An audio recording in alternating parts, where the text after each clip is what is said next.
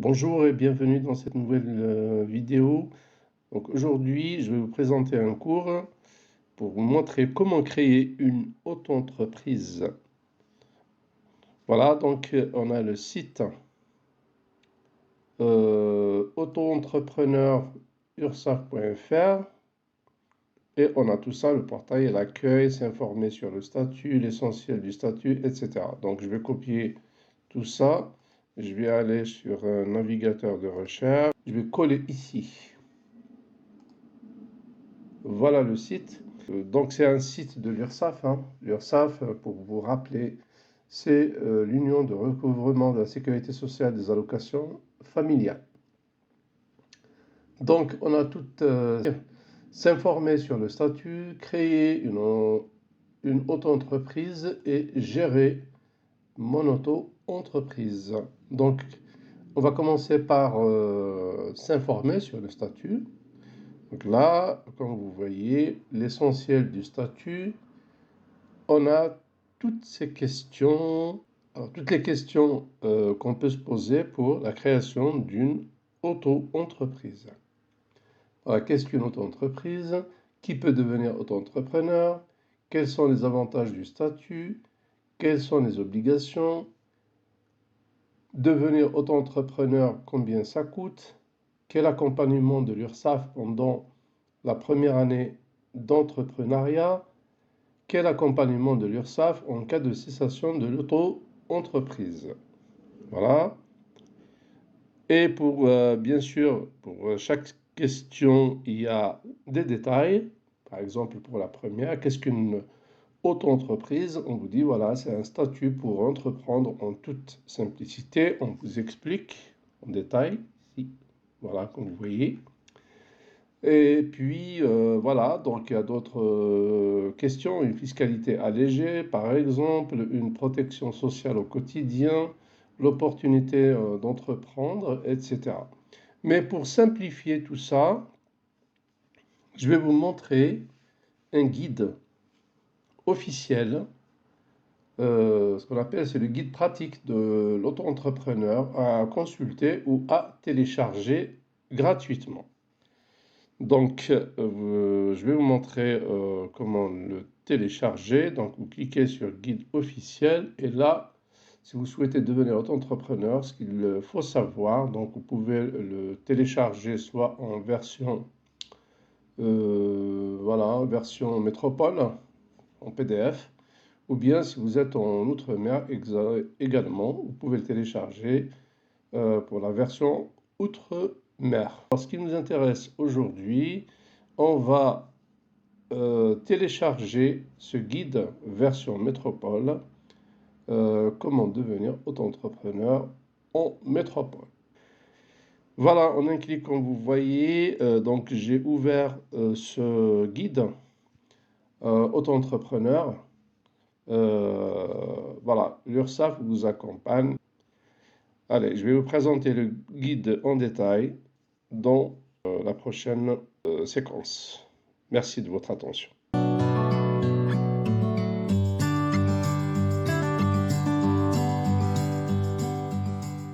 Bonjour.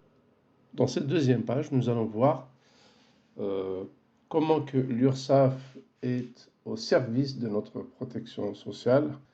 Donc l'URSSAF au cœur du système de votre protection sociale. Et on va vous présenter quelques missions de l'URSSAF. Ici, on vous présente dans ce cadre 16 000 collaborateurs pour gérer les comptes de 11,26 millions de comptes d'entrepreneurs et d'employeurs, les droits sociaux et l'équité entre tous les acteurs économiques. Et parmi les missions de l'URSSAF, comme vous voyez, l'URSSAF collecte notamment les cotisations et contributions sociales des employeurs et des travailleurs indépendants pour garantir le modèle social français. En moins de 5 heures, l'URSSAF reverse le montant de ces encaissements aux organismes qui versent les prestations sociales. On a parlé de tous ces organismes, ce qui concerne l'assurance maladie, pour la santé, la branche famille, la branche retraite, la branche autonomie et la branche accident de travail, etc. Et l'URSSAF conseille également et accompagne l'ensemble de ses publics, entreprises et employeurs au moment de la création de tout au long de la vie de leur entreprise. Par ses missions de contrôle, l'URSSAF participe au respect de l'équité entre les entreprises et fait de la prévention pour sensibiliser les entreprises à l'importance du respect des déclarations. Voilà pour cette page. Nous allons passer à la page suivante.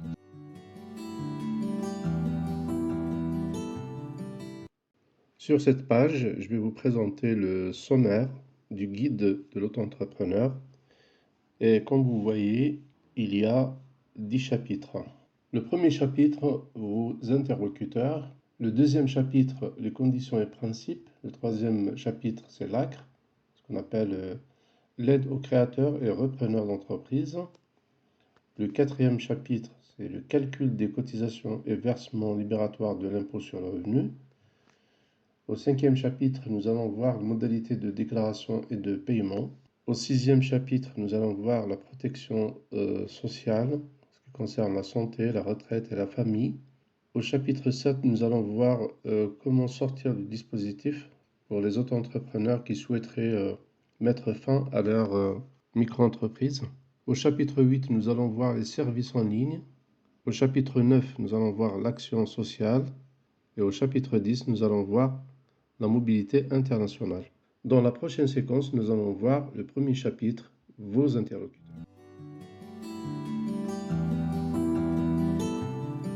Alors, on continue sur ce guide de l'auto-entrepreneur.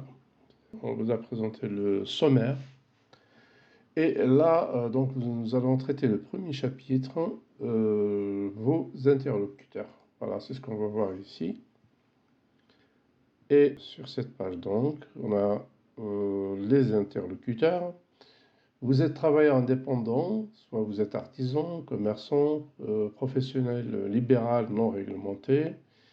Vos interlocuteurs pour votre protection sociale sont, donc il y a l'URSSAF pour vos cotisations, il y a l'assurance maladie pour votre santé, et il y a l'assurance retraite pour votre retraite. Et vous avez ici donc les sites. Deuxième page pour les interlocuteurs. Vous êtes professionnel libéral, relevant de la CIPAV.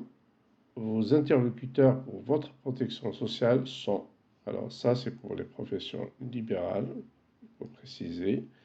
Donc c'est l'URSSAF donc pour les cotisations, même chose pour l'assurance maladie, donc c'est pour la santé, c'est le site amini.fr. Si vous êtes professionnel libéral, alors qui gère votre retraite, c'est la CIPAV. Donc vous avez ici le site de la CIPAV. En ce qui concerne donc le premier chapitre, vos interlocuteurs. Merci de votre attention et une prochaine vidéo, on va voir les conditions et les principes.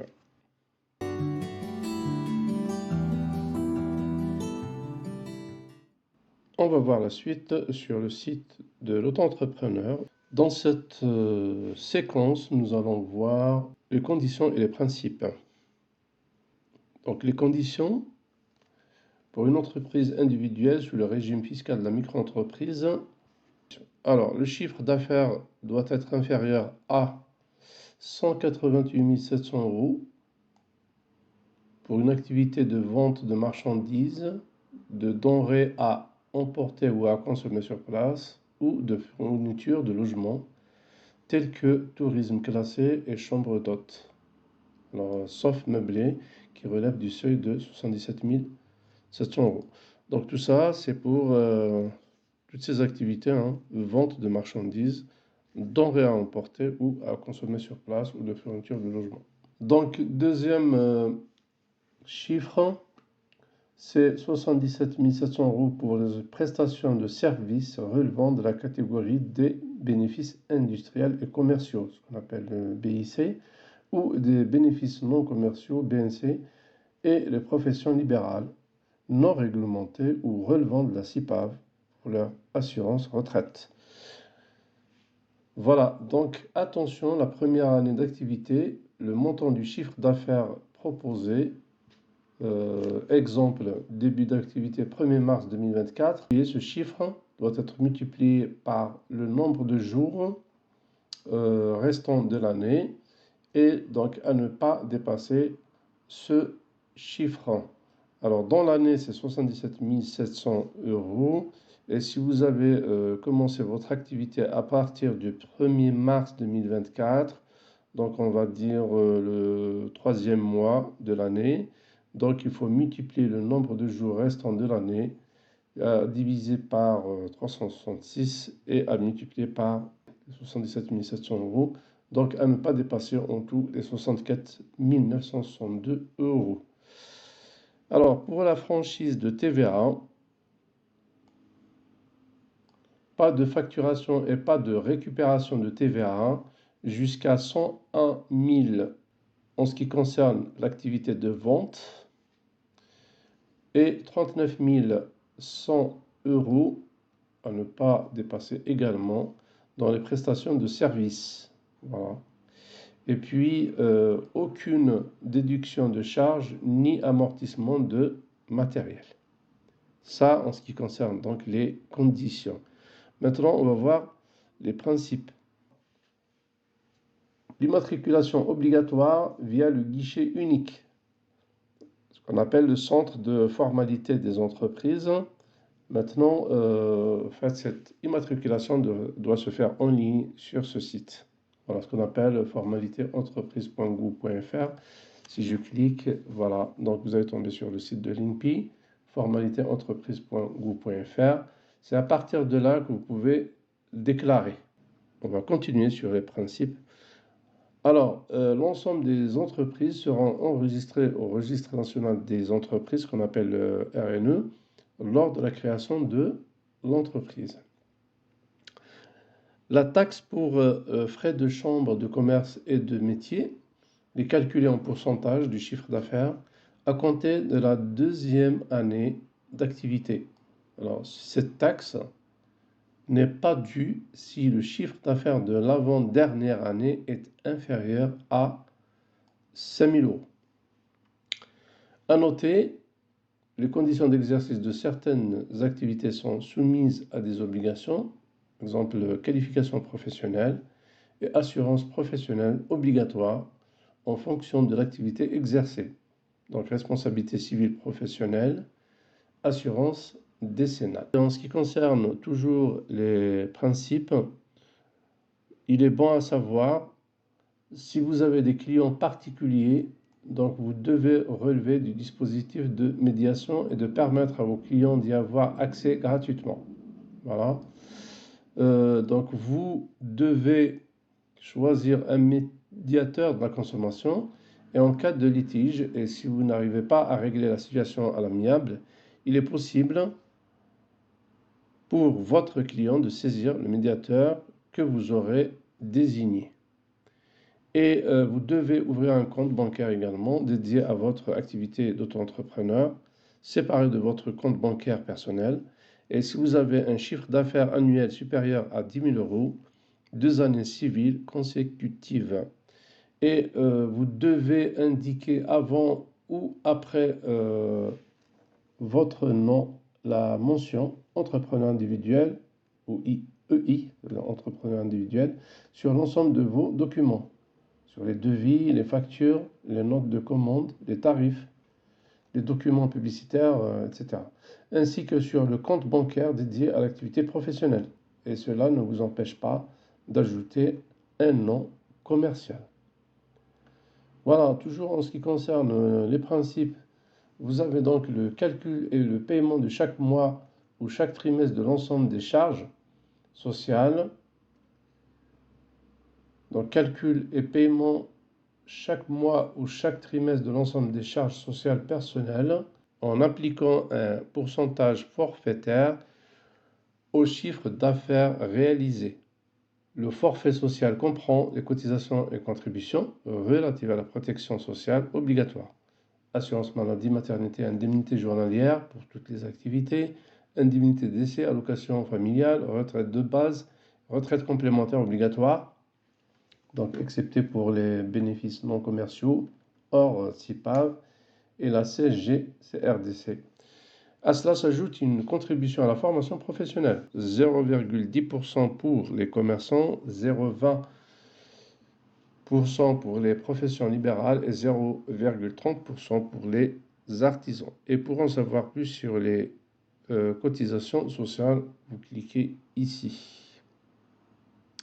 Voilà, donc toujours sur les principes, on a l'option pour le versement libératoire de l'impôt sur le revenu. Donc, paiement de l'impôt sur le revenu lié à l'activité de l'auto-entrepreneur en même temps que les charges sociales en appliquant un taux forfaitaire au chiffre d'affaires réalisé. La condition est avoir un revenu fiscal de référence n'excédant pas 27 478 € par part de quotient familiale en 2022. Ça donc il faut le vérifier sur votre avis d'imposition. Et pour effectuer vos simulations, donc vous pouvez également utiliser le site impôt.gouv.fr. Et possibilité de changer d'option dans les 3 mois suivant la création ou avant le 30 septembre de chaque année pour une application l'année suivante. Demande à effectuer depuis son compte en ligne, alors sur votre compte de impôt.gouv.fr. Et puis le paiement de la cotisation foncière des entreprises, ce qu'on appelle le CFE, à partir de la deuxième année d'activité, sauf cas particulier. Alors, exonération de la CFE, minimum en cas de chiffre d'affaires, c'est-à-dire que vous êtes exonéré des cotisations foncières des entreprises si votre chiffre d'affaires est inférieur à 5 000 €. Et pour avoir plus de détails, vous pouvez utiliser donc le site de servicepublic.fr. Voilà, donc je vous ai présenté la deuxième partie, conditions et principes. Je vous donne un rendez-vous pour un troisième chapitre. On va voir l'ACRE. L'ACRE, c'est l'aide à la création et à la reprise d'entreprises.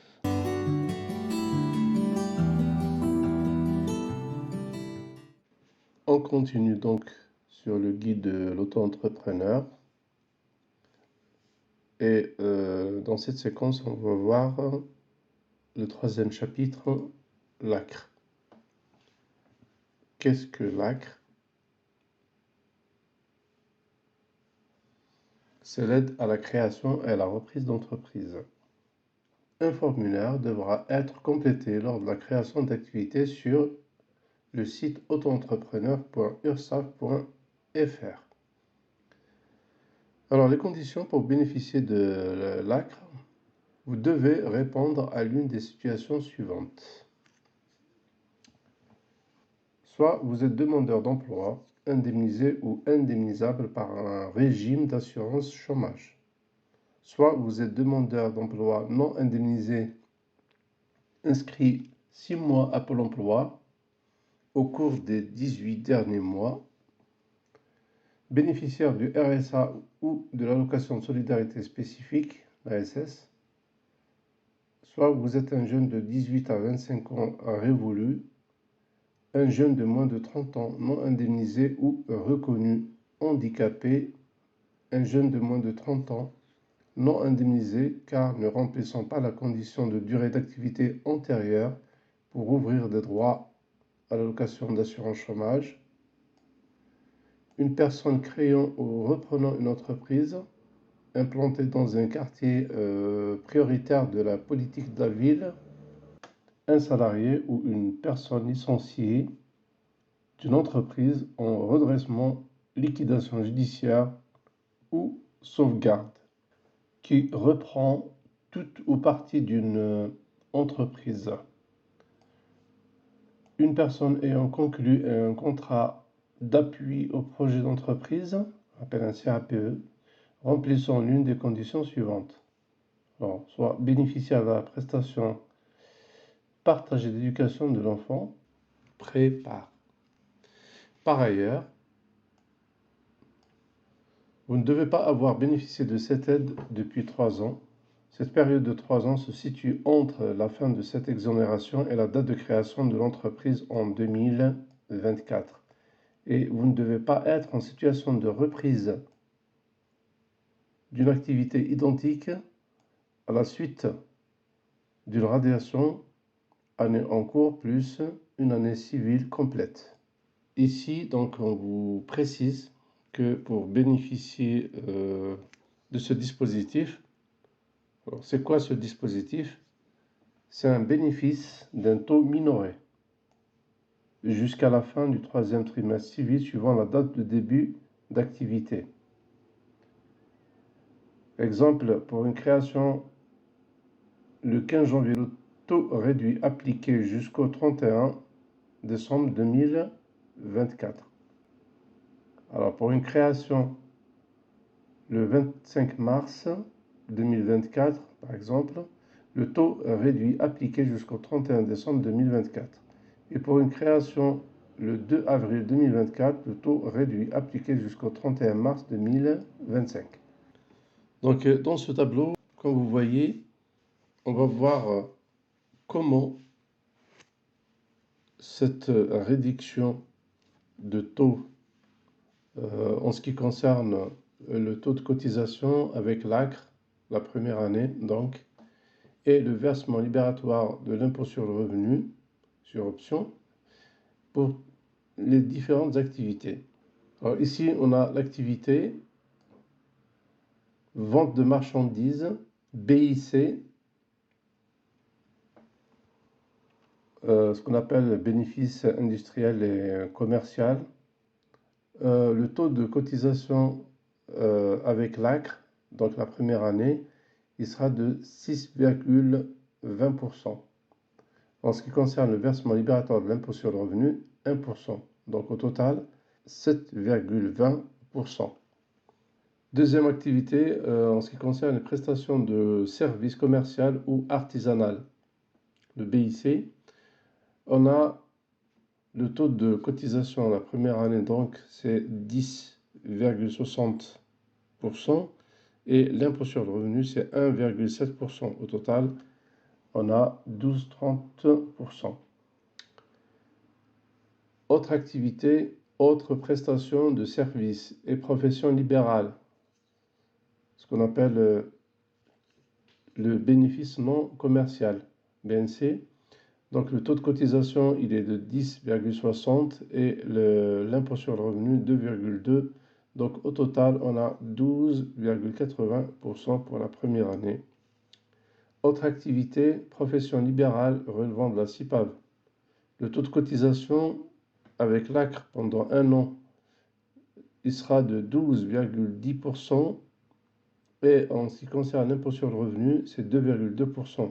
Au total, donc, on a 14,30% pour la première année. Et autre activité, location de meubles de tourisme classés. Le taux de cotisation à la première année, donc, il sera de 3% et 1% d'impôt sur le revenu. Au total, donc, on a 4%. Voilà. À ajouter la contribution à la formation professionnelle à chaque fois. Donc, on l'a vu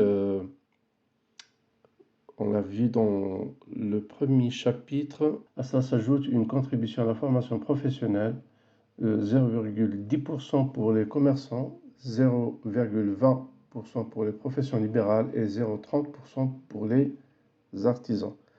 Donc, c'est ce qu'on doit ajouter aux cotisations et à l'impôt sur le revenu pour chaque activité. Voilà, ça c'est pour l'ACRE. Prochaine séquence, on va voir le calcul des cotisations et le versement libératoire d'impôt sur le revenu. Merci de votre attention.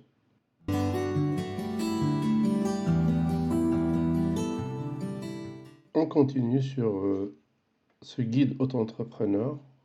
Dans cette séquence, nous allons voir le chapitre 4 qui traite du calcul des cotisations et versement libératoire de l'impôt sur le revenu. Alors, auto-entrepreneur, comment sont calculées les cotisations sociales et l'impôt sur le revenu.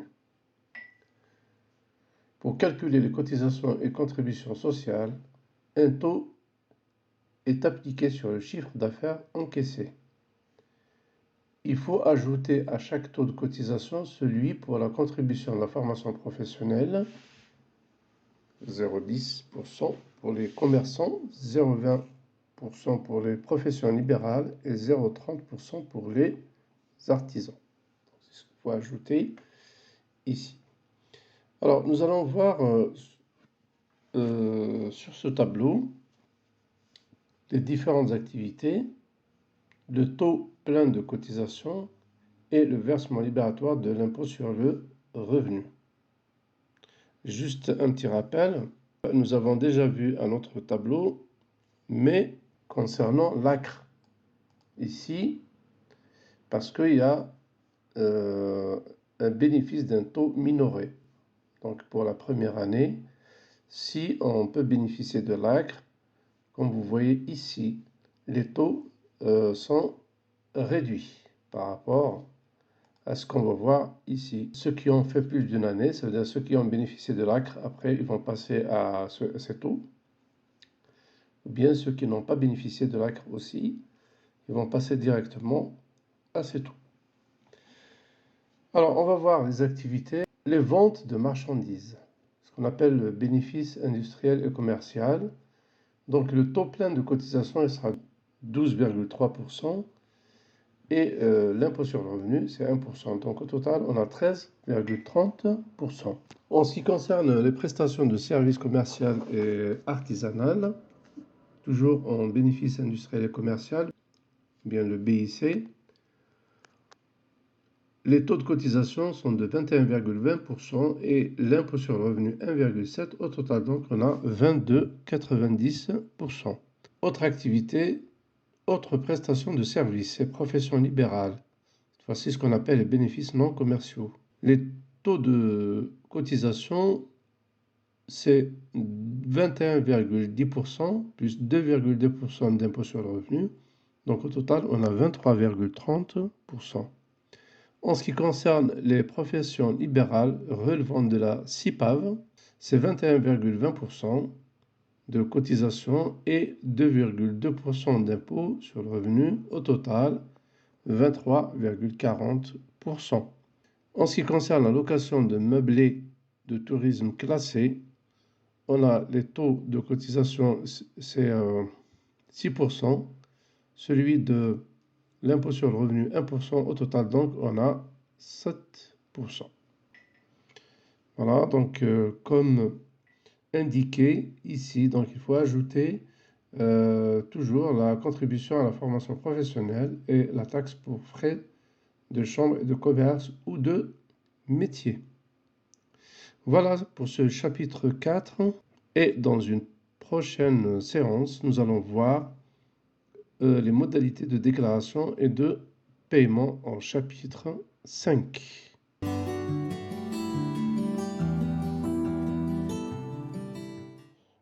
Une autre séquence sur le guide de l'auto-entrepreneur.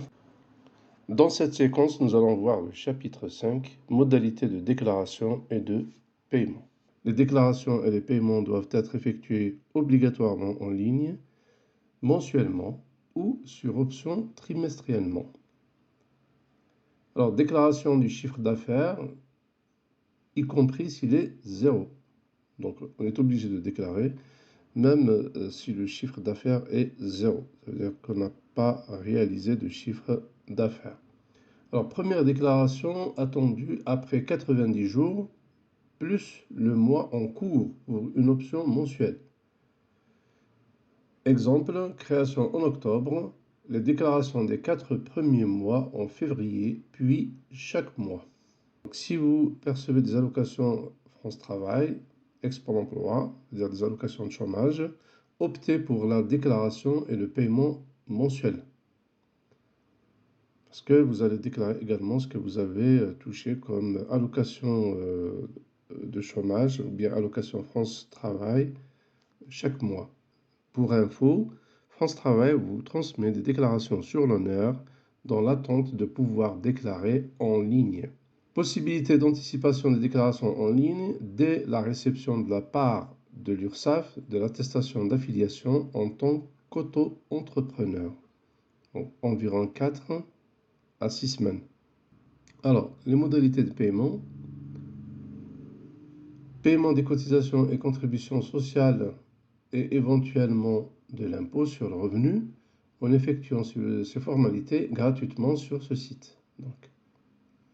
Donc sur le site de autoentrepreneur.ursaf.fr, il y a une application, ce qu'on appelle l'appli mobile Auto-entrepreneur URSSAF. Elle est téléchargeable sur l'App Store ou Play Store. Dès la déclaration de votre chiffre d'affaires, le montant à payer est calculé automatiquement en fonction de votre activité. Vous pouvez payer par télépaiement ou carte bancaire. Voilà pour ce chapitre 5, modalités de déclaration et de paiement. Dans la prochaine séquence, nous allons traiter la question de la protection sociale, santé, retraite, famille. Merci de votre attention.